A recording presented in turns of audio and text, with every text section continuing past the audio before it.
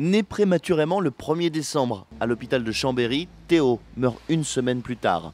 Son père, aux côtés des autres parents endeuillés, raconte comment lui et sa compagne ont été prévenus de son décès, une mort accidentelle alors que tout allait bien.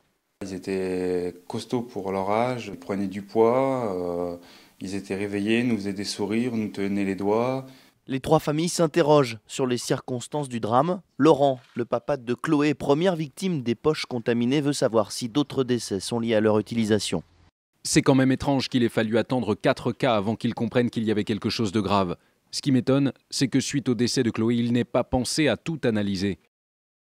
Les parents de Théo disent ne pas en vouloir à l'hôpital. Tous souhaitent qu'un tel accident ne se reproduise pas. On veut faire comprendre au monde qu'en 2013, il y a encore des failles dans le système médical où n'importe qui, n'importe quand peut décéder de n'importe quoi. On ne veut pas qu'on nous plaigne. On a saisi la justice pour qu'il trouve ce qu'il s'est passé. Il faut absolument qu'il trouve cette faille pour que ça n'arrive plus jamais. Quels que soient les résultats de l'enquête, les parents de Théo disent avoir une impression, celle d'une vie gâchée à 27 ans.